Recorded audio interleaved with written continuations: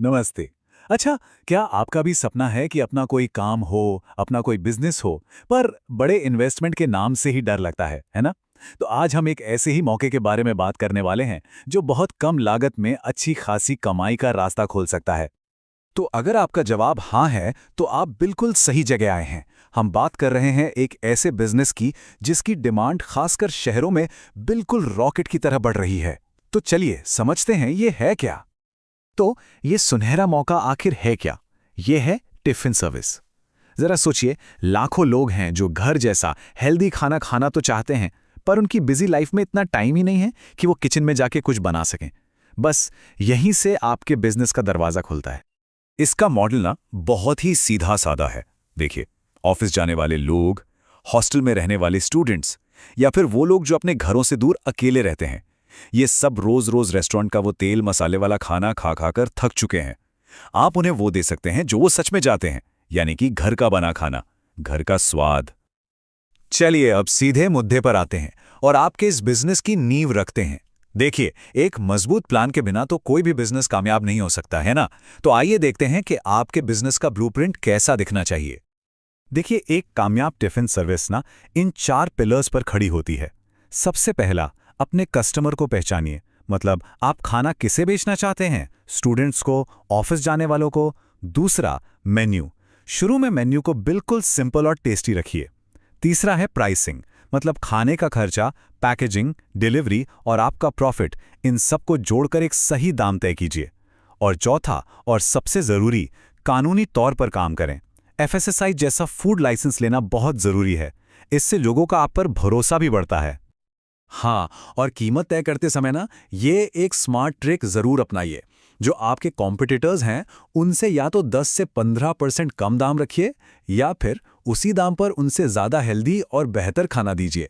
बस ये एक मूव आपको मार्केट में एक जबरदस्त शुरुआत दिलाएगा। ठीक है, तो प्लान तो बन गया। अब एक्शन में आने का टाइम है।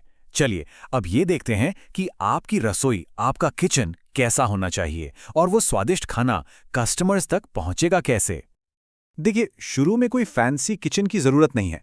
आपका अपना घर का किचन ही आपका स्टार्टिंग पॉइंट है। बस एक चीज का खास ध्यान रखना है, साफ सफाई। इस पर कोई कॉम्प्रोमाइज नहीं। हाँ, अच्छी क्वालिटी के टिफिन बॉक्स पर जरूर इन्वेस्ट कीजिए, जो लीक प्रूफ हों और खाना गर्म रखें। खरीदारी स्मार्ट तरीके से करनी है। दाल चावल जैसी चीजें थोक में ले लीजिए, इससे पैसे बचेंगे। लेकिन सब्जियां वो रोज ताजी लाइए, स्वाद उसी से आता है। और हाँ, एक रजिस्टर मेंटेन कीजिए कि क्या सामान कितना इस्तेमाल हो रहा है। इससे ना वेस्टेज बिल्कुल जीरो हो जाएगा।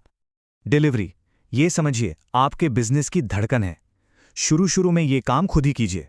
गूगल मैप्स का इस्तेमाल करके सबसे छोटा और सबसे तेज रास्ता प्लान कीजिए। और एक बात गांठ बांध लीजिए, इस बिजनेस में टाइम ही सब कुछ है। टाइम पर पहुंचाया गया गर्मा गर्म टिफिन ही आपके कस्टमर्स का दिल और भरोसा दोनों जीतेगा। ओके, तो आपका सेटअप तैयार है, खाना भी एकदम फर्स्ट क्लास है, पर सबसे बड़ा सवाल, पहले कस्टमर्स कहाँ से आएंगे? घबराने की कोई बात नहीं।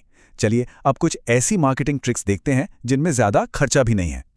आज के डिजिटल जमाने में ना कस्टमर ढूंढना बहुत मुश्किल नहीं है। सबसे पहले तो व्हाट्सएप बिजनेस का इस्तेमाल कीजिए। इस पर रोज का मेन्यू शेयर कीजिए। लोगों को अट्रैक्ट करने के लिए पहले हफ्ते में कुछ डिस्काउंट दे दीजिए। और जरा सोचिए, आपके इलाके में जो छोटे जिम हैं या कोचिंग सेंटर्स हैं, उनके साथ पार्टनरशिप कर लीजिए। वहां तो आपको आपके टारगेट कस्टमर्स सीधे सीधे मिल जाएंगे। घर जैसा खाना, ये सिर्फ 3 शब्द नहीं है। ये आपका सबसे बड़ा वादा है, आपकी सबसे पावरफुल मार्केटिंग लाइन है। यही वो फीलिंग है जो आपको शहर के हजारों रेस्टोरेंट से अलग खड़ा करेगी। इस एक लाइन को अपनी पहचान बना लीजिए। और घर जैसा खाने का असली मतलब क्या होता है? सिंपल, कम तेल, कम मसाला। इस मैसेज को हर जगह हाईलाइट कीजिए। ये उन सभी हेल्थ कॉन्शियस लोगों को सीधे आपकी तरफ खींचेगा जो रोज रोज भारी मसालेदार खाना खा ही नहीं सकते। क्या बात है, अब आपके पास कस्टमर्स भी आने लगे हैं।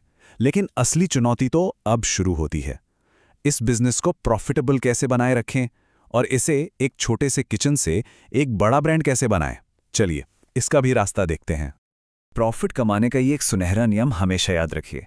आपके खाने को बनाने का जो खर्चा है, जिसे फूड कॉस्ट कहते हैं, वो आपकी टोटल सेल का 30 से 35% से ज्यादा नहीं होना चाहिए।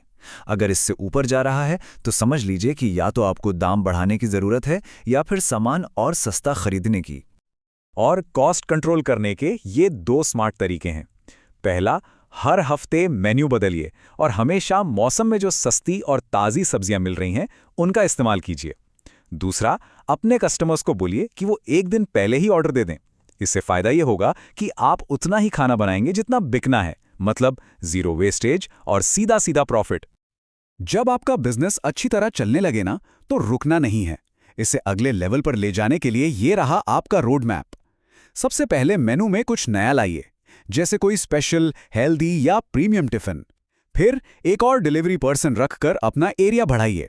इसके बाद छोटी मोटी पार्टियों के लिए कैटरिंग के ऑर्डर लेना शुरू कीजिए। और आखिर में जब सब कुछ सेट हो जाए तो एक छोटे से क्लाउड किचन में अपग्रेड करने का सोचिए। तो पूरा का पूरा ब्लूप्रिंट अब आपके सामने है। अब बस एक ही सवाल बचता है, आपकी रसोई से निकलने वाला पहला स्वादिष्ट घर जैसा मेनू क्या होगा? सोचिए, क्योंकि आपकी कामयाबी की कहानी बस यहीं से शुरू होने वाली है।